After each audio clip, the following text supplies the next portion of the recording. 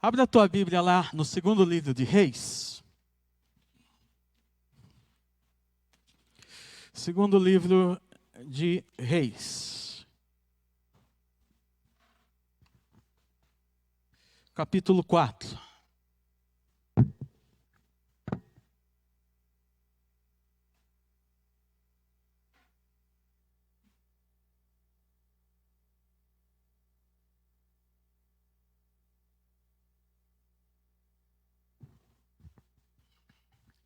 Coloca aquela foto bonita primeiro para eu mostrar. Queridos, essa é a minha mãe. Tá? A que eu estou abraçando é a minha irmã. O meu irmão abraçando a minha mãe. Aí. O único magro sou eu. O resto todo mundo fortinho aí. Tá? Eu tenho o privilégio de ter essa senhora, a dona Benedita, como minha mãe. Uma mulher que lutou muito, uma mulher que a maior parte da vida dela foi trabalhando na roça, em sítio, fazendas, de um lado para o outro. Teve 5 filhos,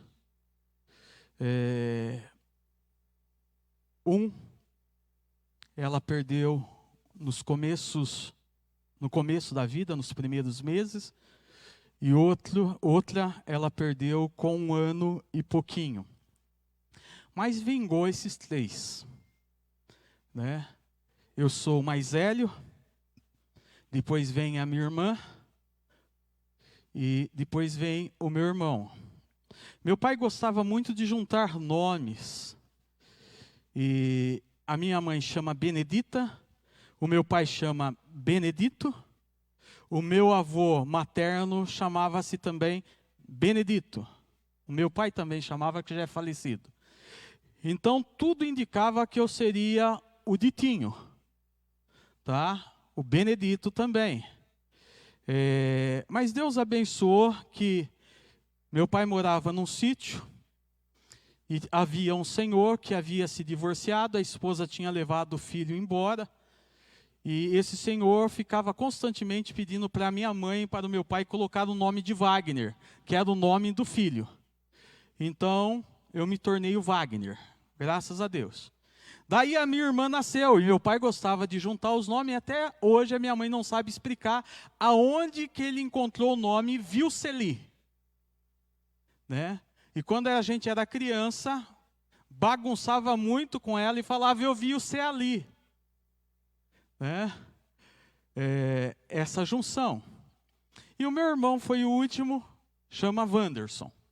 Tá? Por que eu estou falando isso? Porque essa mulher para mim é uma guerreira. Essa mulher é fantástica. Essa mulher ia para a roça apanhar café, quando nós não tínhamos muitas das vezes o que comer em casa e recurso. Essa mulher ia apanhar café e levava os seus filhos, inclusive eu, para trabalharmos na roça, para ganharmos o dinheiro. Muitas das vezes a marmita que ela tinha, ela dividia com os filhos. Muitas das vezes ela deixava de comer para que nós tivéssemos comida. O começo da minha vida foi muito difícil, muito difícil. E eu fico imaginando quantas mães há sob a face da terra como a minha. Mulheres guerreiras, mulheres diferenciadas, mulheres abençoadas. Eu gosto quando no livro de Gênesis, tá? Deus vai criando os animais, ele faz lá o leão e faz a companheira dele, ele faz lá o boi e faz a companheira dele e vai indo. Mas ele faz o homem e não faz a companheira. E num determinado momento ele olha e diz assim, o homem está só. Eu vou fazer uma companheira, uma auxiliadora. Eu vou fazer alguém para caminhar ao lado do homem. E ele vai e cria a mulher. E nós sabemos que o primeiro casal é Adão e Eva. Nós sabemos disso. Mas é interessante que a junção desses dois, Adão e Eva, começa agora a questão de filhos. Nós vamos ver o nascimento de Caim, de Abel, nós vamos ver o nascimento de Sete, nós vamos ver essa família crescendo. E isso me chama muito a atenção. Eu acho fantástico essa questão da gestação, essa questão da vida. Quem sabe um dia, eu vou convidar alguns dos médicos aí, alguns dos biólogos, do pessoal que trabalha com saúde, para dar uma explicação dessa para a gente. Como que um óvulo e o espermatozoide se encontram e começam ali a gerar uma vida. E essa vida, em 9 meses, ela vai sendo formada dentro do útero materno. Os ossinhos, as juntas, os nervos, os olhos. Cada coisinha no seu lugar. E o que mais me chama ainda a atenção é a sintonia da mãe com essa criança. Como que essa criança é alimentada através de um cordão umbilical? Qual que é a relação dessa criança com a mãe? Eu me lembro quando a Arlete estava nas gestações dela e ela conversava e colocava a mão ali na barriga e o vaguinho mexia e a Laurinha mexia. Parecia que eles estavam respondendo aos estímulos que a Arlete estava falando. E aí tem um curso hoje de musicoterapia que diz que no 3º mês de gestação a criança já começa a compreender os estímulos que a mãe está dando. Não é a minha área, não quero entrar nessa discussão. Mas eu acho fantástico. Eu acho fantástico isso. Eu acho fantástico o milagre da vida. E hoje é um dia especial. É um dia onde nós comemoramos o Dia das Mães. Seja através daquelas mães que tiveram a gestação, ou seja aquelas mães que adotaram e criam seus filhos de uma maneira também abençoadora. Eu vejo pessoas que não tiveram como ter filhos, mas foram agraciadas através da adoção, e como esses filhos também são abençoados pelo cuidado de uma mulher, pelo cuidado de um ser que nós chamamos de mãe. E eu fico ainda mais fascinado, que muitas das vezes, não é apenas um que muitas dessas adotaram. Há uma casa em Curitiba que chama Casa Mãe Abigail, aonde essa mulher adotou mais de 40 crianças na última vez que eu vi. Crianças abandonadas, crianças jogadas, aonde essa mulher junto com o seu esposo resolveu criar essas crianças. Isso é tremendo. Isso é tremendo. Aí eu concluo que há vários tipos de mães. Aquelas que passaram pela gestação. Tem aquelas que foram abençoadas pela adoção. E tem aquelas que escolheram abençoar também outras crianças. Que não são nem mães adotivas, não passaram pelo processo de gestação, mas são mães que cuidaram. Enquanto a mãe trabalha fora, alguém cuidou. E essa criança foi adotada, de certa forma, por uma pessoa. O texto que eu quero ler está lá em 2 Reis, capítulo 4, e vai contar a história da Sunamita. 2 Reis, capítulo 4, a partir do verso 8. A história da Sunamita. Eu quero resumir a história a partir do verso 8 até o verso 37. Tá? A história vai contar para a gente O livro dos reis, tanto o primeiro livro quanto o segundo livro, abrangem acontecimentos de mais de 400 anos. Desde a subida do rei Salomão ao reinado em 971 a.C., tá? Conforme 1 Reis capítulo 1, tá? Até as regalias recebidas pelo rei Jeconias durante o exílio da Babilônia, em 561 a.C. Em todos esses períodos que houveram reis que eram tementes a Deus, reis bons, reis que levavam o povo no caminho do Senhor, como também houveram reis que eram maus. Homens que levaram Deus para um outro caminho, que não era o caminho da fé, que não era o caminho do Senhor, que só trouxeram desgraça para as pessoas e para o povo de Israel. Todos os reis bons e generosos, eles tinham como princípios na vida deles os ensinamentos da Torá, os ensinamentos da lei do Senhor. Se você for fazer um curso de direito, você vai ter que aprender um pouco da Bíblia, não tem como, tá? Porque o direito ele é baseado no direito romano e também no direito bíblico, ou direito hebreu. Então você vai aprender um pouco. E você vai lá para os 5 primeiros livros da Bíblia. Gênesis, Êxodo, Levítico, Deuteronômio, tá? Gênesis, Êxodo, Levítico, Números e Deuteronômio. Você vai ver um pouquinho das leis, dos princípios de Deus para o povo dele, tá? Para orientação e para caminhada. Reis bons faziam aquilo que Deus mandava. Reis ruins não faziam aquilo que Deus mandava. Em todo esse contexto de reis, era comum Deus levantar um profeta. O profeta, tá, eram aqueles que falavam no nome de Deus.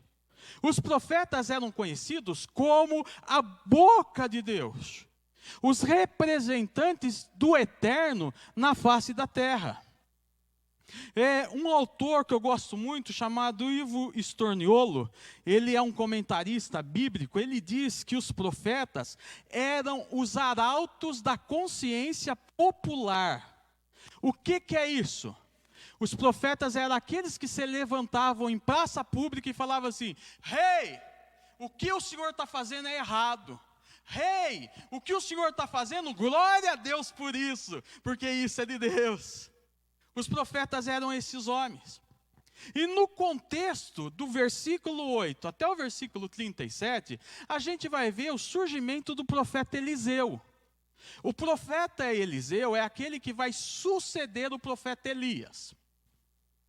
Normalmente, tá? Os profetas, eles tinham um ajudante. Quando, vamos imaginar, o Wagner é o profeta, e o Wagner tinha alguém que andava ao lado dele. O Wagner tinha alguém que caminhava junto com ele. Tá? Elias era um dos maiores profetas que Israel teve. E ele tinha um menino, um jovem, que andava do lado dele, que era Eliseu. A Bíblia fala de 2 homens que não passaram pela morte, que não morreram, que Deus tomou para si. O primeiro que está lá em Gênesis é Enoque. O segundo é Elias. Elias foi tomado por Deus, não passou pela morte. E Elias, se relacionando com Eliseu, Eliseu falava assim, tá? Quando o Senhor te tomar, você me dá a porção da tua bênção? E Elias disse assim, olha, se você me ver, quando o Senhor estiver me levando para o céu, Deus vai te abençoar. E Elias viu. E Elias se torna o profeta que vai ser sucessor. Eliseu vai se tornar o profeta que vai ser sucessor de Elias. O profeta, normalmente, ele andava de um lado para o outro. Então, o profeta hoje ele está aqui, amanhã ele está em Santa Gertrudes, depois de amanhã ele está em Limeira, depois de amanhã ele está lá em Sorocaba, depois de amanhã ele está em São Paulo, e ele andava de um lado para o outro. Eliseu era dessa forma. Tá? Agora ele é o profeta, ele traz um jovem para ajudar ele que chama Geazi, e os dois vão de cidade em cidade falando a respeito das coisas do eterno. falando a respeito das coisas de Deus, confrontando o povo, falando que o povo estava vivendo longe, tá? Elogiando o povo quando vivia perto. Então o texto vai nos falar a respeito disso. Mas no versículo 8 diz que todas as vezes que eles passavam por Sunem, por essa cidade, havia uma senhora, que é chamada de sunamita, que todas as vezes dava pouso para o profeta. Todas as vezes ela dava pouso para o ajudante do profeta. Então seria da seguinte forma, irmãos: nós estamos viajando para lá, para cá, tá? E de repente eu ligo, eu resolvo passar lá na casa da dona Sueli, do seu Carlos, tá? Estou lá na região lá do Bela Vista, e eu chego e falo assim: vim fazer uma visita aqui para vocês. E o seu Carlos diz assim: pastor, entra aqui, vamos tomar um café. Sueli, vai um café aí, vamos tomar um café junto com o pastor. O profeta não ia só tomar o café não, só dona Sueli. O profeta, ele falava assim: hoje eu vou ficar aqui. E essa mulher, de tão amorosa, tão generosa que ela disse para o marido assim, ela era rica, ela tinha poder aquisitivo, ela diz assim: vamos fazer um quartinho para o profeta? Porque todas as vezes que ele passar por aqui, a gente já tem aonde hospedá-lo. Todas as vezes que ele passar aqui por Sunem, ele tem uma cama, ele tem a escrivaninha, ele tem ali um lugar para ele tomar banho, ele tem um lugar para descansar. Geazi chega para ele e diz assim: Senhor, Elias, como é que a gente pode abençoar essa mulher? E o texto vai dizendo: será que a gente poderia ir até o rei, falar dela? Será que a gente poderia ir até o comandante, até o governador dessa província, falar dela? Mas num determinado momento, a história diz que eles percebem que há alguma coisa errada dentro daquela casa. Aquela mulher era rica, casada já com um homem idoso, e eles não tinham filhos. Eles não tinham filhos. O profeta chama aquela mulher e diz assim: daqui a 1 ano, quando eu passar por aqui, você já terá tido um filho. E ela diz assim: o Senhor está caçoando de mim? O Senhor está tirando sarro de mim? Eu fico imaginando quantas vezes aquela mulher já tinha tentado engravidar. O que aquela mulher já tinha feito? O que aquela mulher já tinha realizado? O que aquela mulher já tinha sofrido no interior dela? Porque quando o profeta pergunta, diz para ela que ela vai ter um filho melhor, a primeira expressão que ela usa é aquela expressão, tá?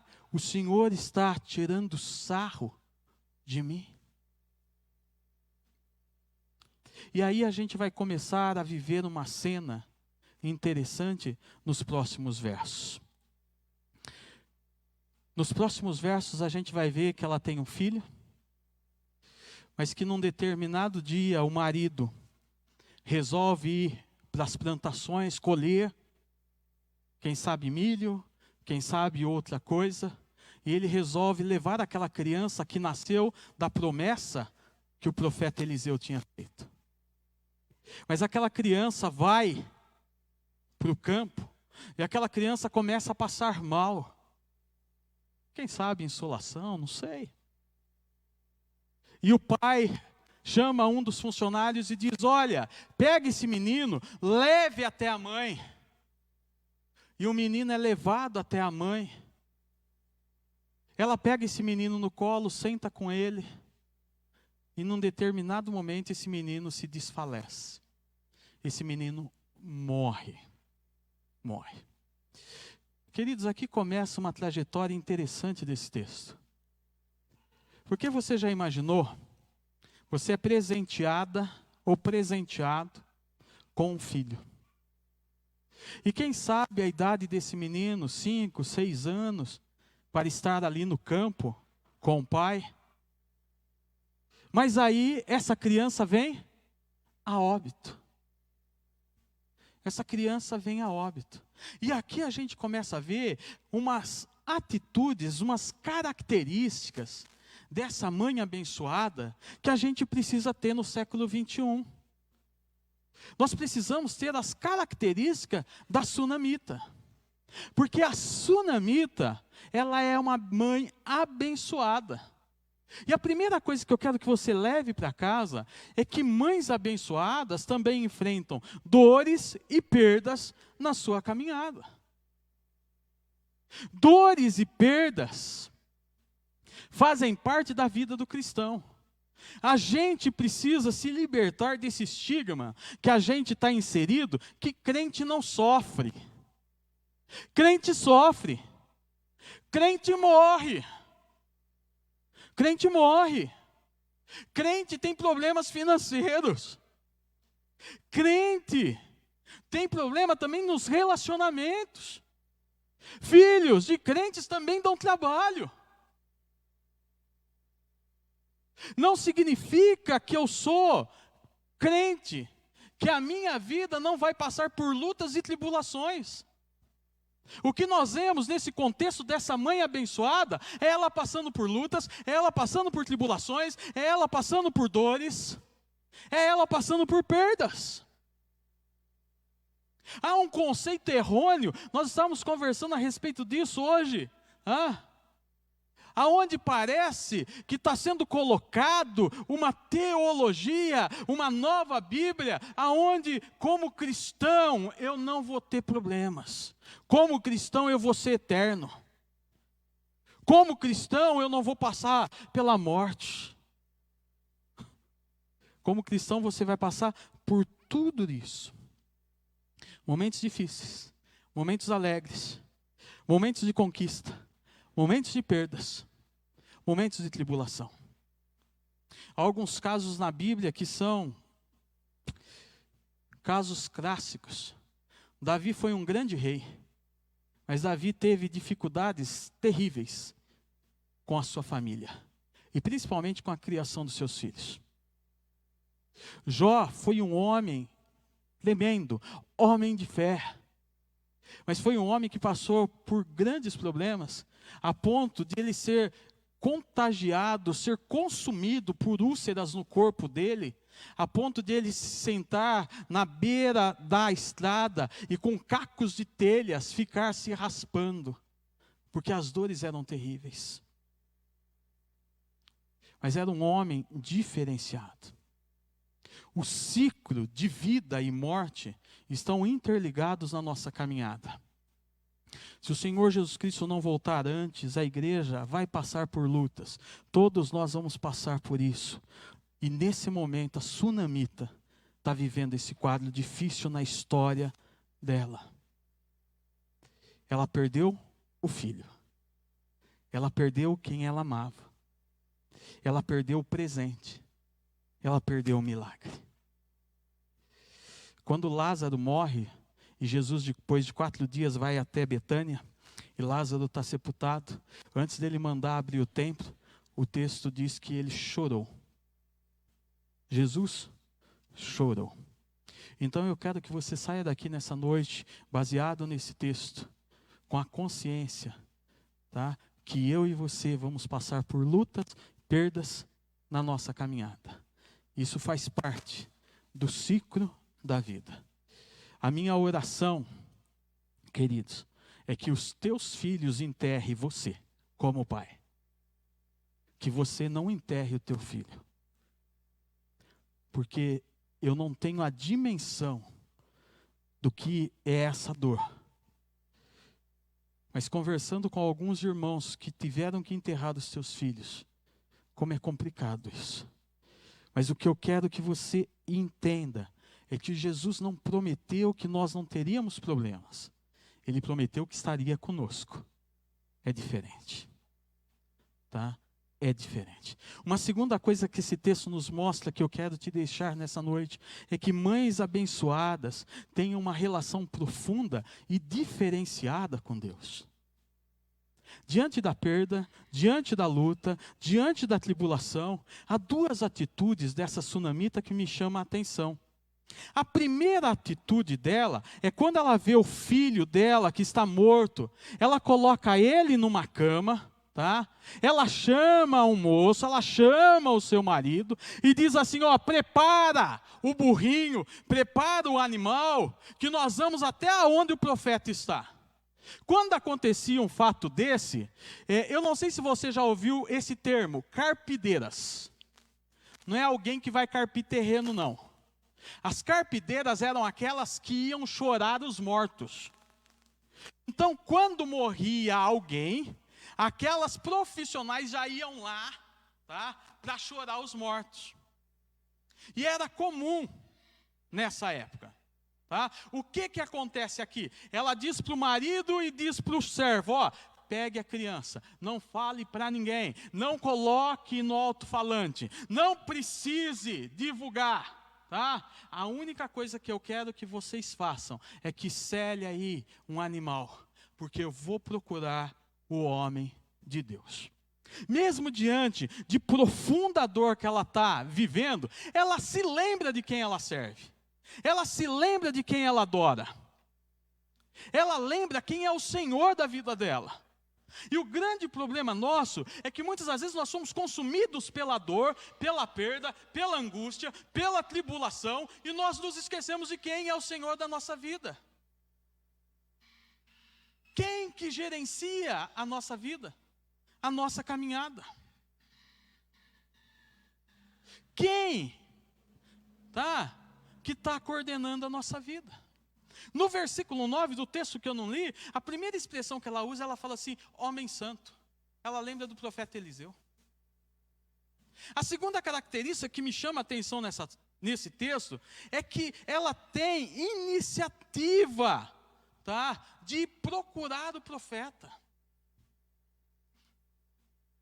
Iniciativa de ir até ele para clamar, para pedir. De ir até ele para implorar pelo milagre.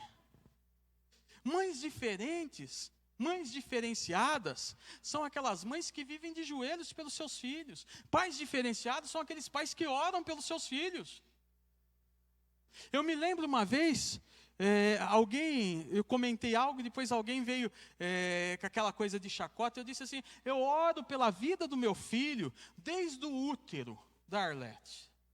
Quantas vezes eu colocava a mão na barriga da Arlete e falava assim, Senhor, abençoa os meus filhos, tanto o Vaguinho quanto a Laurinha. Senhor, não permita que ele se perca no meio do caminho. Senhor, prepara uma mulher de Deus, um homem de Deus. Que eles tenham corações generosos, que eles tenham uma vida diferenciada. Porque homens e mulheres de Deus têm uma relação profunda e diferenciada com Deus. A sunamita não sai gritando, a sunamita não sai berrando. A sunamita resolve andar 42 quilômetros até o Monte Carmelo, aonde estava o profeta Eliseu. Ela anda 42 quilômetros, quem sabe em cima de um jumentinho. E no meio do caminho, quem sabe ela ia orando e falando assim, Senhor, eu confio em Ti. O Senhor me deu um filho. E o filho que o Senhor me deu é o filho da promessa. Senhor, eu estou indo até o Teu homem de Deus. Até o santo homem de Deus. Eu estou indo até o Teu profeta. Porque o Senhor conhece o meu coração. Diante disso que eu estou vivendo, eu dependo somente de Ti. Para que o milagre venha a acontecer. Meu querido, eu acredito que o maior problema dos nossos dias atuais é que a gente vive confrontando Deus. E a gente não vive na dependência de Deus. Nós vivemos uma relação superficial com Deus. Oramos pouco, lemos a Bíblia pouco, praticamos pouco o exercício de intimidade com Deus. A nossa relação com Deus é superficial. Porque se fosse uma relação profunda e diferenciada, nós confiaríamos muito mais em Deus diante de alguns obstáculos que a gente está passando. Se fosse uma relação diferente e diferenciada, profunda, a gente teria muito mais certeza diante de incertezas na nossa caminhada. A sunamita é uma mulher de profunda intimidade com Deus. E aí entra na terceira parte que eu quero te dizer de maneira bem rápida, ainda que a hora já foi. Mães abençoadas são determinadas e são persistentes. Quando ela chega diante do profeta Eliseu, o profeta Eliseu pega o bordão dele, e ele chama o seu ajudante Geazi e diz assim: Geazi, vai correndo, tá, até a casa da sunamita lá em Sunem. 42 quilômetros. Vai correndo. Ó, tá aqui o meu bordão. Tá? Tá aqui. O bordão significava a presença de Deus. Significava a autoridade que Deus tinha dado para o profeta. E ele diz assim: a hora que você chegar lá, você pega o bordão e coloca sobre o rosto do menino. Eliseu esperava que simplesmente esse fato ia fazer o menino ressuscitar. Ele tinha visto Elias fazendo isso quando ele era ajudante do profeta Elias, tá? E a ressurreição acontecendo. Mas não acontece. Mas Geazi está indo na frente. Mas a sunamita, o texto nos dá essa ideia que não vai junto com Geazi. A sunamita fica assim: Eliseu, você que precisa ir. Seu menino está indo, não tem problema. Mas eu estou precisando de você. Vamos junto. Vamos junto. Vamos junto. Vamos juntos. Ela é determinada. Ela é persistente. E você já viu como que a gente é na nossa trajetória da vida? Muitas das vezes a gente desiste diante do primeiro obstáculo que surge. Eu tenho dito constantemente: queridos, casar é fácil, viver junto como é complicado. Se a gente não persistir, a gente desiste. Se a gente não for determinado, a gente desiste. Começar uma faculdade é fácil, terminá-la então. Esses dias atrás eu estava vendo uma amiga querida, veio aqui para a cidade, quando nós chegamos aqui, 7 anos atrás, 7 anos e meio fazer física, terminou agora. Não é fácil não. O seminário é de 4 a 7 anos. Tem gente que não consegue se formar em 4 anos, tem gente que não consegue se formar em 5, 6. E tem gente que se forma no primeiro ano de pastorado, desiste. Ou não passa nos exames que tem de presbitério, vai desistindo, porque é difícil. Você acha que ser pastor é fácil? Como é difícil. E se a gente não for determinado, persistente, você acha que fazer a obra de Deus é fácil? Não é. Por isso que a gente precisa ser determinado e persistente. Você acha que era fácil nessa situação que a sunamita está vivendo? Não era. Mas ela foi determinada e persistente. E Deus queria fazer um milagre na vida dela. Pode ser que Deus não queira fazer um milagre na nossa vida, mas Deus queria fazer um milagre na vida daquela mulher. E quando o profeta Eliseu vai até a casa dela, e o bordão não deu certo, o marido dela está lá no quartinho, Geazi está ali no quartinho, ele diz: olha, saia, sunamita, saia, marido. E diz o texto que aquela criança que está na cama, ele deita, ele sopra o fôlego na boca daquela criança, e aquela criança ressuscita.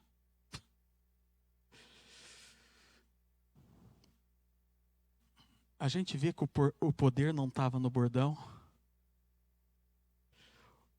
O poder não estava em Geazi. Deus não tinha pacto com Geazi. Deus tinha dado essa função a Eliseu. E ele não poderia se omitir daquilo que Deus tinha dado a ele. Deus queria realizar um milagre através da vida de Eliseu. Mas esse milagre é resultado de uma mãe determinada, persistente, que não se deixou influenciar nem por aquilo que ela tinha visto da morte do filho, nem pela recusa do profeta em ir naquele momento. O que a gente vê nesse texto é que agora o profeta está reconhecendo e está entendendo a insistência daquela mulher. Eu quero te dizer nessa noite que a gente também precisa ser persistente e determinado. O texto fala de mãe, mas eu quero te falar de uma maneira geral. Você que está jovem, você precisa ser persistente, determinado. O que cai do alto de graça é só chuva. Você tem que ir em busca. Você tem que lutar. Se você quer alguma coisa na vida, vai buscar. Vai buscar. Uma família abençoada, eu falei domingo a respeito disso, precisa ter hábitos diferenciados. Se você não começar a desenvolver hábitos na sua caminhada, jamais você vai ter uma família abençoada. Jamais. Se você quer ter uma igreja abençoada, comece por você. Se torne a bênção que essa igreja precisa. Comece pela sua vida. Se você quer ser uma mãe abençoada, comece a abençoar os teus filhos. Seja a mãe que os teus filhos precisam. Os pais que os teus filhos precisam. Qual é o tempo que você gasta com a tua família? Falei semana passada a respeito disso. Do hábito que a gente precisa criar de estar um com o outro. Queridos, nós queremos ser abençoados, mas nós não queremos pagar o preço de sermos abençoados. A sunamita resolve pagar o preço. Ela é persistente, ela é determinada, ela é uma mulher de profunda intimidade com Deus, ela é uma mulher diferenciada, mesmo diante das lutas, das perdas e das tribulações dela. Que nós possamos aprender a sermos que nem a sunamita também na nossa vida. Vamos ficar de pé, feche os teus olhos, vamos orar. Senhor, nos ensina a sermos parecidos com aquilo que o Senhor espera de cada um de nós. Da mesma forma que a sunamita foi com o profeta Eliseu. Que nós possamos aprender essas características dela, de intimidade, de persistência, de determinação, diante de situações adversas, e que nós possamos nos tornarmos pessoas parecidas com aquilo que o Senhor espera. Faça de mim e faça da tua igreja uma igreja diferente na caminhada. É que eu te peço em nome de Jesus. Que o amor do Deus eterno, Criador, que o amor do Senhor Jesus Cristo, Redentor, que as eternas consolações do Espírito Santo do nosso Deus, seja com cada um de vós, não apenas agora, mas para todo e todo sempre. Amém e amém.